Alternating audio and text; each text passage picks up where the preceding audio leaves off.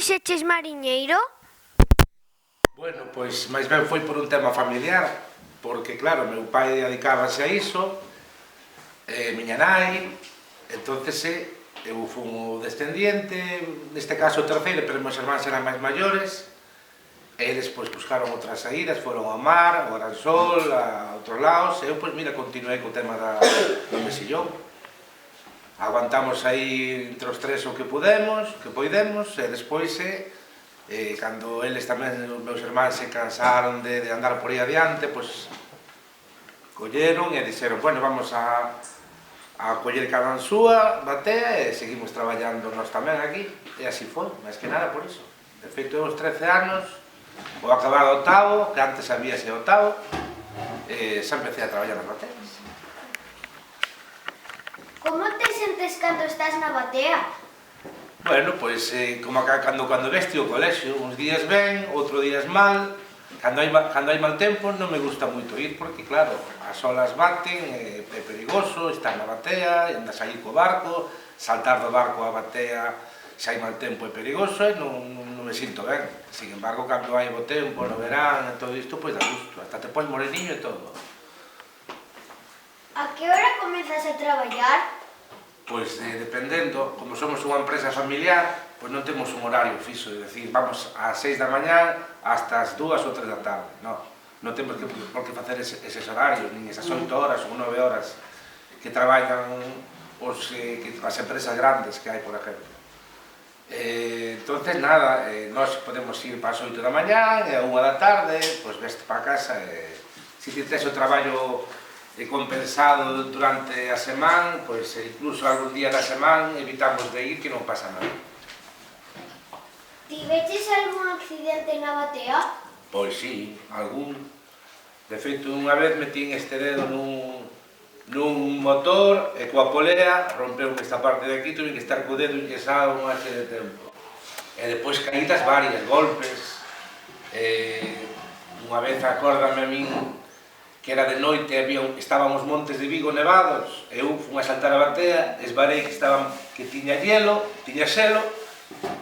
e sucho colún al agua. E depois alá me agarrei as cordas que estaban na batea e aí pois colleronme e levaronme para o barco outra vez, mollado como un pito. Que aporta o mexillón á dieta?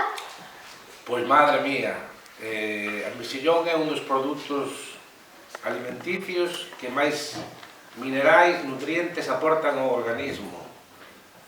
De feito, teño por aquí media chuleta, pois mira, podeche dicir que entre potasio, a proteína, fortalece o sistema inmunolóxico, ten vitamina C, fósforo, mantenche a presión arterial, máis minerales como o selenio, etc. Ten muitísimo. Debíades tomar todos 4 mexilóns ao día, pero así non sei 4, que sean 12 a semana. E de paso, pois mira, tamén nos vendemos máis tamén. Como se recolle o mexillón? Entendo que me estás preguntando como metemos o mexillón a bordo desde a batea, ou desde o barco. Bueno, pois antiguamente levantaban esas cordas a man. Pero como son tan pesadas e moito mexillón marchaba, pois ideouse como unha cesta nunha grúa, entón esa cesta baixa case hasta o fondo, entón traes a corda da batea por unha corda que temos nunha grúa e ponse encima do cesto. Entón, despois ti elevas o cesto coa grúa e vais recollendo a corda dentro e traela para a bordo. E aí onde despois se saca o mexillón da corda, e se é para embolsar, embólsase, e se é para meter para a fábrica, pois se mete a granel, e despois a chegar ao muelle, unha grúa quítacho tamén da cuberta do barco, e mete nun camión. Canto pesan e miden as bateas?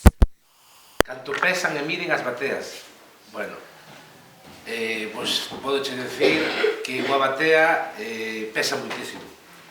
Canto pesa? Pois mira, que claro, iso agora había que medilo en metros cúbicos, a madeira, pois, dependendo a madeira que levo, que foi o que falamos antes, de que hai bateas que uns van dunha maneira, outros van de outra, Entón, según sea a batea, leva a madeira máis ancha e máis larga. Entón, aí varía o peso. O que pode medir un tubo tamén pode ser un tubo de 3 metros ou pode ser de 5, e como son 6, pois hai que hacer diversas multiplicacións e tal, pero toneladas varias, toneladas varias. É unha corda, depois mete o peso das cordas, que son 500 cordas a unha media de 300 kilos, pois son 150 toneladas. Hai bateas só en Galicia? Pois non. Hai en moitos lugares do mundo. A ver, o máximo produtor de mexillóns do mundo é China. O sei que hai moitas bateas. E despois é Galicia, o segundo máximo produtor. Aquí en Galicia somos 3.300 bateas. Aquí na ría de Vigo aproximadamente unhas 390, 400, das cales 30 delas son de ostra. E depois o resto, as outras 400 prácticamente, son de mexillón. Depois tamén hai bateas en Bélxica, no Mediterráneo, no que é de Tarragona hacia Almería, hai aí algunhas bateas salpicadas na zona de Málaga, en Vélez, aí por Alicante, pero prácticamente maiores, hai algunha en Portugal tamén, na costa portuguesa, pero prácticamente nós en Galicia somos os segundos que máis temos de todo o mundo. En que transporte se levan os mexillóns aos países? Pois, a ver, hai un proceso. Nós, por exemplo, na cooperativa na que eu pertenezo, salen en trailers con 22 toneladas de mexillón, e nós trasladamos casi o 80% da nosa produción vai para a isla de Cerdeña, que despois ali está a depuradora que depura ese mexillón e eles trasládanlo a Italia. Nós prácticamente o 80% do mexillón que se vende é para Italia, pero antes pasa por esa depuradora que hai en Cerdeña. Pero para chegar a Cerdeña, o camión ten que chegar a Valencia ou Barcelona, montarse nun ferry, viaxar outro día inteiro hasta chegar a Cerdeña. Que hai guardado nas casetas? Agora casetas hai poucas. Se vos fixades, prácticamente isto desapareceu e agora as bateas non levan caseta encima. Algúas metémoslle unha cabina dun camión, ou lle metemos algo así de unos jaretados que se lle chaman, que son uns puntóns xuntos para poñer dentro cousas. Que se lle mete dentro? Pois mira, cordas que non se van a utilizar, algunha máquina que tes a bordo que non estás utilizando e gárdala aí, as pedras ou palillos das cordas, o sea, cousa que en vez de ter a bordo, pois gardas aí como unha especie de... Como se produce o mexillón? Pois produce justamente nesta semana onde estamos agora, por San Xosé. O mexillón hasta ahora está con comida, o sea, ti cando abres o mexillón miras que ten comida e que ou cando comes dentro da lata miras que ten un tamaño así aproximadamente. Pero en esta época debe ser polo clima, polas lunas, polo cambio que hai anualmente, o mexillón prácticamente desova. Desovar quer decir que se desintegra, casi queda a cuncha libre, queda un puntiño negro nada máis que dentro do mexillón. Entonces ese desove convírtese como unha especie así de líquido viscoso e anda por toda a ría, deambula, vai ao fondo, sube, e despois iso metémolo, ou ben vai para as pedras, e ti non tes ido ás praias e non mirar mexillóns pequenos nas pedras? Sí. Pois iso é o mismo, crecen nas pedras e nos metemos as cordas libres nas bateas, e se desove, pégase as cordas e os palillos, e despois cando se convirte en cría. Como se protexe os mexillóns en época de toxina? Pois agora estamos moi controlados a tema de Xunta de Galicia, entonces eles prácticamente todos os días están facendo analíticas.